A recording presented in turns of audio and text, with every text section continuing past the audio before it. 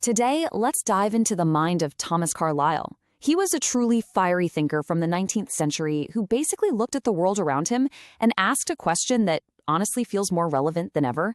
What if our entire society is just wearing a mask? He wasn't some quiet philosopher. Oh no. He was a prophet of discontent, holding up a giant mirror to his time, and you'll see, maybe to ours too. And this was the question that just drove everything for Carlyle. Think about it. What if all the things we chase, our social status, our wealth, our most respected institutions, what if it's all just an elaborate costume? Something we wear to hide a kind of deep, spiritual emptiness. For Carlyle, this wasn't just some clever little thought experiment. To him, it was a full-blown diagnosis of a society he thought was profoundly sick.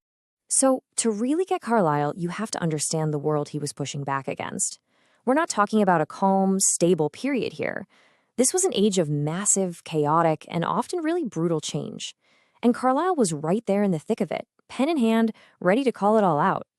So, who was this guy exactly? Well, Thomas Carlyle was a Scottish writer who absolutely refused to just sit on the sidelines. He was a philosopher, a historian, an incredible essayist, but his writing isn't dry or academic at all. It's passionate, it's intense, and it dives headfirst into the moral crises that he saw happening all around him. And this timeline, wow, it really paints a picture of the pressure cooker he was living in. You've got the Industrial Revolution just turning society upside down, right? Creating unbelievable wealth for some, but also just horrible poverty for others. That, in turn, leads to this rise in materialism, where it seemed like money was the only thing that mattered.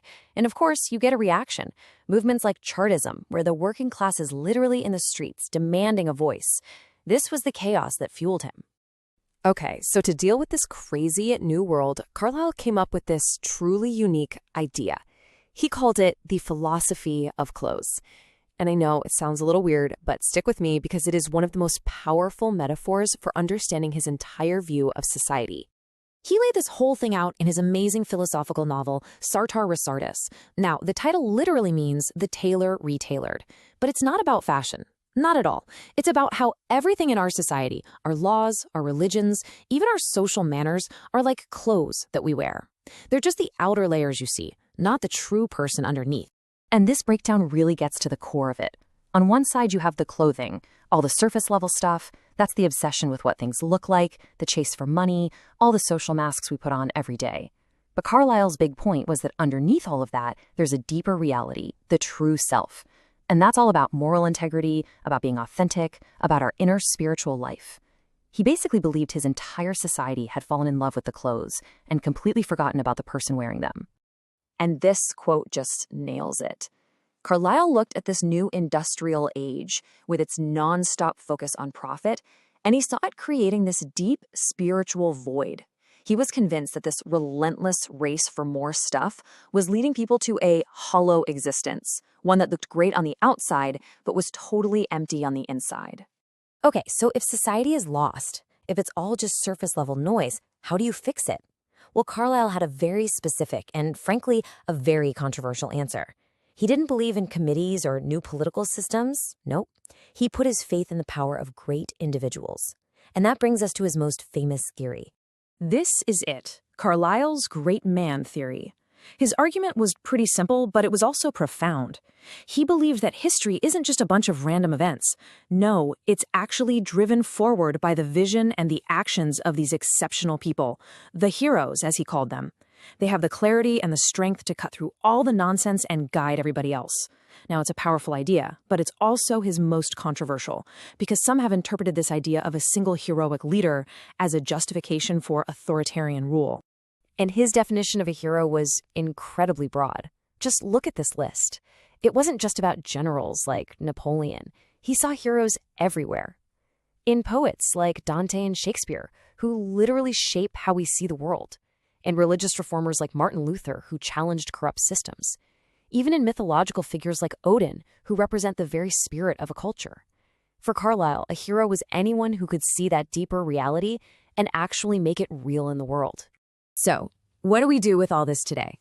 Carlyle's work is, well, it's complex, and some of it is definitely challenging for a modern audience. But his core critiques and his powerful emphasis on individual action, those have left a huge and lasting impact. This table is a great little snapshot of how he applied his ideas to the biggest issues of his day. In Past and Present, he attacks the moral rot of industrialism. In Chartism, he shows he really feels for the suffering workers, but also calls out their leaders for not being good enough. And his History of the French Revolution? It's not a boring textbook. It's this dramatic saga showing how a few key people can steer the chaos of history. You see those same threads everywhere: moral decay and the need for heroic action. So if you're going to take away one single thing from Carlyle, let it be this. He had this unshakable belief in the power of the individual. He argued that real lasting change doesn't just come from new laws or new systems. It starts inside. It starts with personal and moral transformation, with each of us choosing integrity over appearance and courage over just being comfortable.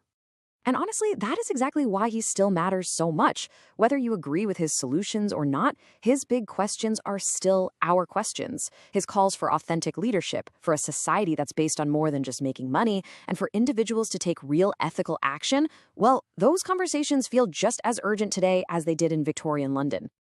Which brings us to a final thought, a question from Carlyle's world for ours. He was always looking for heroes who could cut through the noise and the lies of their time.